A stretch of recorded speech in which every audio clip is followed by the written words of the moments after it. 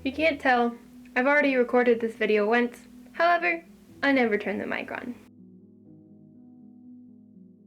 So I guess we're doing it again. So this video is going to be a wrap-up, rating, review of all the books that I read in quarantine from the time when school canceled and moved to online classes up until now, which is a whopping 18 books. So let's get started. Well, now I can't find my books.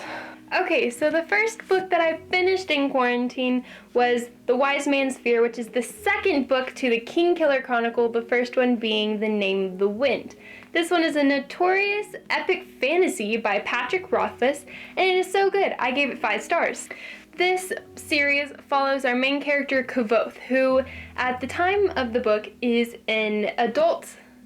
However, the majority of the story is following Kvothe retelling his childhood adventures. I thought these books were amazing. There's supposed to be a third one. However, I believe Patrick Rothfuss has been writing it for about 7 years, so I'm not sure it's going to come out.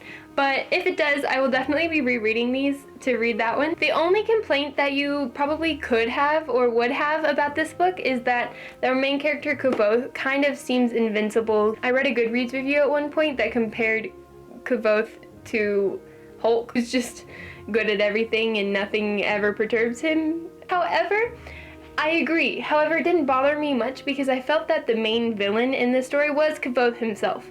Like his impulsiveness and his just being a teenager kind of made it be like Kvothe was the protagonist and the antagonist at the same time. A lot of it was him just trying to clean up his own messes. And I actually kind of thought that was really refreshing and nice. My favorite thing about these books are actually the magic system. It's called Sympathy, and I feel like Patrick Rothfuss, and it's also in Brandon Sanderson's books, I feel like they are so good at fleshing out such a realistic and logical magical system. It makes it really believable and really easy to follow along and feel like you understand where the magic is coming from, how to use it, and how these characters are able to do something so cool. And so overall, 5 stars, would recommend. Definitely go read them. They are an epic fantasy, and it's a little bit of a more challenging fantasy to wrap your head around. So if you are not used to reading fantasy, maybe you don't pick this one up at first, but if you do read a lot of fantasy, I definitely recommend this to you. The second book that I finished in quarantine was an audiobook. I listened to Oathbringer by Brandon Sanderson, which is the 3rd book in the Stormlight Archive. The first book is The Way of Kings, and I believe there should be 4 books. I think Brandon Sanderson is almost done, if not newly done, with the 4th book, so we should be getting it soon, and I will definitely be reading it. I definitely loved the Stormlight Archives. I gave it 5 stars. It is another epic fantasy. I don't think I liked it as much as the other books that I've read by Brandon Sanderson, like the Mistborn trilogy. However, I did still like it. All of the books in the Stormlight Archive are really long. I believe the audiobooks were probably 50 hours when a normal audiobook is around 10 hours. It'll take you a while, but it's definitely worth it. So up until this point, you're probably like, well, Aiden, every single book you read, you say you give 5 stars. However, this next book is not the case. The next book I read was Shatter Me by Tahereh Mafi. I listened to this on an audiobook, and this book follows our main character, Juliet, who is cursed with the ability to actually kill people whenever she touches them. She hates this ability. She doesn't want it. She's a very delicate, very nice person, so she doesn't want to have such a violent power. I enjoyed the first book at first. Tahereh Mafi writes with such beautiful language and really illustrated Juliet's suffering and her sorrow so well. And I felt for Juliet, and I was so invested in her story. I wanted her life to get better.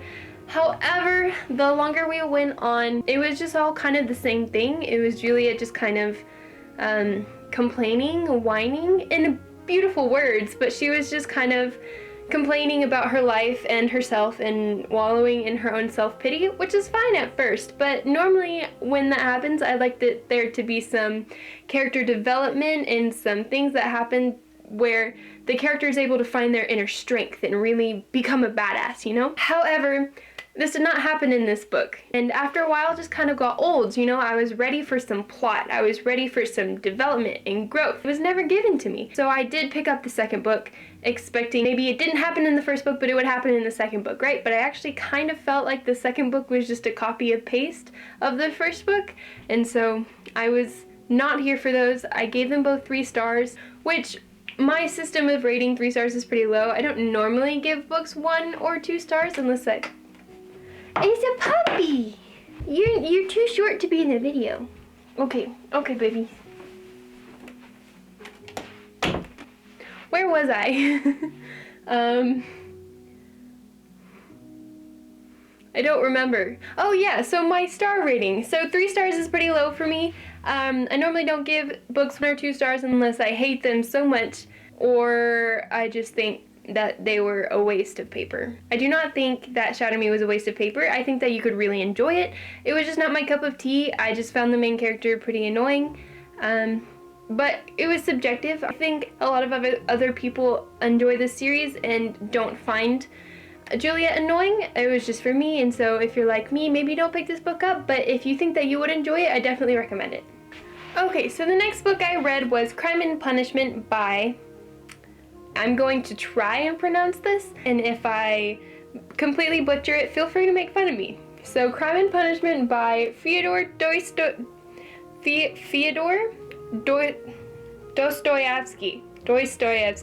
Yeah. So this book follows our main character Raskolnikov, who commits a murder in probably like the first 10 pages, and so it's not spoilery. The book is not a murder mystery. This book is a psychological thriller that follows Raskolnikov's journey through insanity and guilt because of his murder. This book really makes you feel like you're going crazy, and that's the intention of it. To be honest, I did not read all of it. I probably got through half of it. It was just because it was really hard to get through for me, and it gave me a headache reading it, and that was probably the intention because I think you're supposed to feel like you're going crazy with the main character. Normally, I would put on an audiobook to read with it at the same time because it helps you like push through.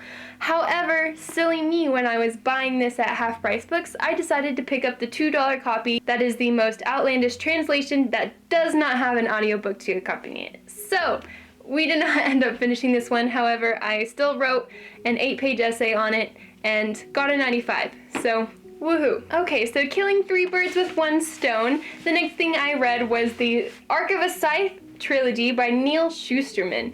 This was amazing. All 3 books 5 stars, highly recommend. The first book, we follow our 2 main characters, Citra and Rowan. So the society that they live in is in the future, where medicine and technology has officially conquered death.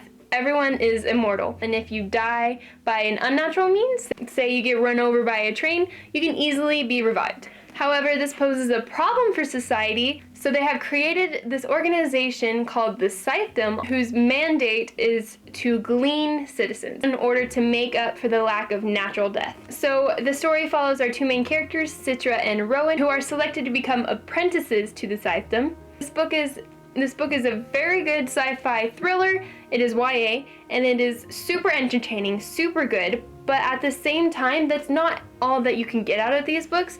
It's also very philosophical, and it makes you think about society and life and humanity in general, as in the importance of death in our society. For example, without death, our art, our music, our entertainment be so dull without the element of mortal fear, mortal feelings, as well as people are less inclined to live every moment of their life to the fullest because they know that they don't have a time limit. So this book won the Michael Prince Award for Excellent Young Adult Literature, and there's no question why. It really makes you think. It's really good, really well written. I definitely recommend it to everyone, no matter who you are, no matter what you're interested in. Definitely pick this up. The next 2 books that I read were audiobooks. I listened to Skyward and Starsight by Brandon Sanderson, which is his sci-fi YA series. I believe there is another book coming out, but the first 2 books are out right now, and I listened to those, and absolutely wonderful, 5 stars, and I couldn't put them down. I feel like this is the theme of the videos. Most of these books are 5 stars, and then there's a couple. I feel like I just love every book I read. Maybe that's a problem. Maybe not. I don't know. So Skyward follows our main character Spencer. At the time of this book, the human race is almost extinct. They were run down and trapped on this planet. However, on this planet, they are still under attack by aliens called Krell. And so our main character Spencer is a young girl who dreams of becoming a fighter pilot to help her colony fight off the Krell and escape The Planet of Detritus. These books were amazing. I loved all of the characters, I loved the story, and consistent with Brandon Sanderson's writing, this book was so creative and unpredictable, and that is just my kind of book. I definitely recommend it. I often listen to audiobooks while I'm trying to fall asleep on a sleep timer. However, one night when I was listening to Skyward, I was trying to fall asleep, but I just could not until I finished the book. So I ended up going to sleep around 3 a.m. that night because I could not stop listening. That's how good that book was. So the next book I read in quarantine was also an audiobook, and it was Red Rising by Pierce Brown, which is the first book in the Red Rising saga. I talked a little bit about this book in my first video. I compared it to Hunger Games but on Mars, and that's pretty true. I really liked this book. I gave it 5 stars because the back 2/3 redeemed it for me. The first third was a little hard to get through, it was a little boring. However, as soon as the book started picking up, I really enjoyed it and I couldn't get enough. This book follows our main character Darrow, who is a red in a society where color determines your rank. Of course, the reds are not treated well, and any color really is not treated well other than the top of the society, which are the golds. They are the rulers and the warriors. So of course, with any YA book that has a corrupt societal hierarchy, there is going to be revolution and outrage. So of course, we follow Darrow and his attempts to fight for a better life for him and his family. I am listening to the second book of this series, Golden Sun, and so far it's pretty good. I have a feeling it's going to be just like the first one, where the first third is a little slow and then it picks up, but so far it's pretty good. The next book I read in quarantine was Reverie by Ryan LaSala.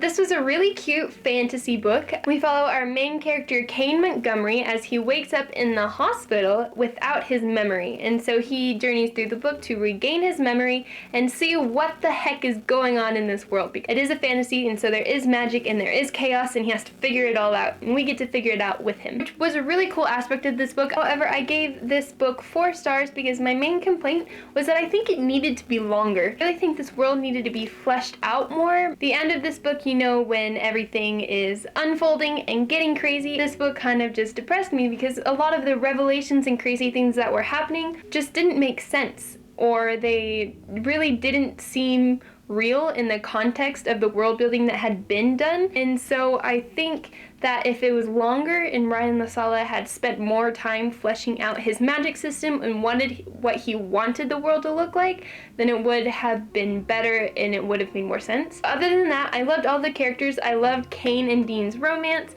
I just really think this book needed to be longer. But I do recommend it if you're in the mood for a quick YA fun fantasy. Go ahead and pick this up. So the next book I read, it will be hard to talk about. I read I'm Thinking of Ending Things by Ian Reid. And let me just read you my Goodreads review for this book because I think it explains my thoughts pretty well. I wrote, I am truly bewildered. WTF, please read this book so we can converse about our mutual bewilderment. And that's basically how it went. I'm questioning my existence after reading this book, and I really think you can't know much going into reading this book. I think you just kind of have to let it take you and let it make you have an existential crisis. Yeah, I think this is an amazing book. It will definitely take you on a wild ride, and you should totally read it. It's pretty short, and I definitely recommend the audiobook for this one. Of course, you can read the physical book. However, I think that the narrator for the audiobook does some really cool things with her voice that you would just be missing if you didn't listen. So the next book I read in quarantine was An Ember in the Ashes by Cythe Trilogy. This one follows 2 main characters, Laia and Elias, in an empire called the Martial Empire. So in this empire, there are different peoples.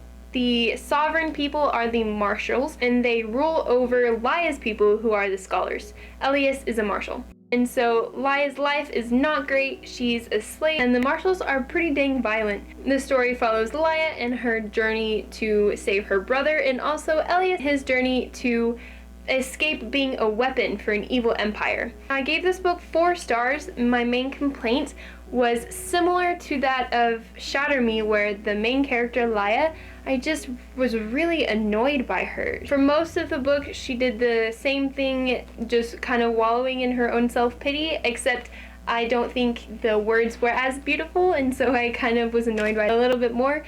She did end up She did end up changing a little bit there at the end. The main thing I didn't like was that there was no development, there was no progression into strength. At the end, she just kind of flipped a switch and decided that she would make a plan without any trial and error, without any progression.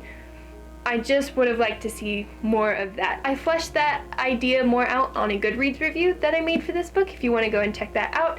I am Wales Books on Goodreads and Instagram. But I did love Elias. I loved reading his point of view. I found myself kind of rushing through Laya's point of view to get to Elias's chapters. I thought he felt more real, and I liked his growth and development more than I did for Laya. The other thing that kind of bugged me about this book was that obviously it's YA and the two main characters are going to get together. So Elias and Laya, they have a blooming romance. However, I didn't really ship them. I would have been much more there for it if they just became epic best friends. I thought that the better match for Elias was another character in this book named Helena, who was at battle school with him.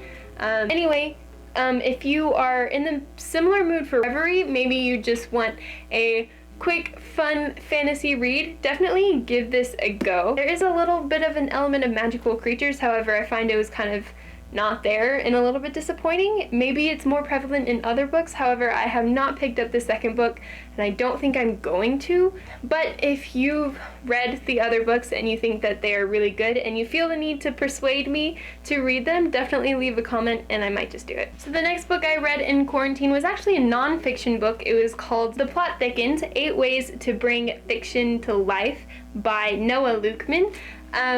I mean, I liked this. I'm not going to give a review because I was just simply reading it out of curiosity, so maybe I could speak more intelligently to you. I was just curious about the ins and outs of storytelling. Maybe if you're curious too, give it a read. However, I'm not going to rate it. It was good. It was interesting. Yeah. So the last book that I read in quarantine, the book that I just recently finished, was Oliver Twist by Charles Dickens, and this book was freaking hilarious. It was great. You probably are familiar with Oliver Twist. He is an orphan in England. He resides in London for most of the book. Most of the characters in this book are terrible people, but they're so dramatically terrible that it's really funny. This is one of my favorite classics that I've ever read. I like Charles Dickens. I read Tale of Two Cities and this by him, and I loved both of them. I don't feel like they are the typical classics that I have to force myself to read and that I don't really enjoy. Maybe the difference was that I didn't read this for class. I read it of my own volition, and so maybe that's why I enjoyed it more. However, I do feel like if I was forced to read it for class, I would still enjoy it because it was so funny and heart-wrenching at the same time. For an example, there is one character called Mr. Groomwig who notoriously threatens throughout this book to eat his head and yours too. So definitely one of my favorite classics, 5 stars, maybe even one of my favorite books out of all of the books that I talked about in this video. If you made it this far in the video, oh my gosh, thank you so much.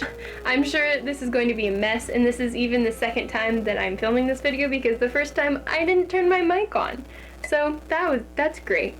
My next video is going to be a little bit different. I'm going to invite my brother to play a little bookish game with me. And so if you want to stay tuned for that video and more videos from me, please go ahead and hit the subscribe button. And then if you like this video, go ahead and give it a like. And if you feel so inclined, please comment your book recommendations. I'm always looking for new and great books to read. Thank you so much. I'll see you next time. Bye!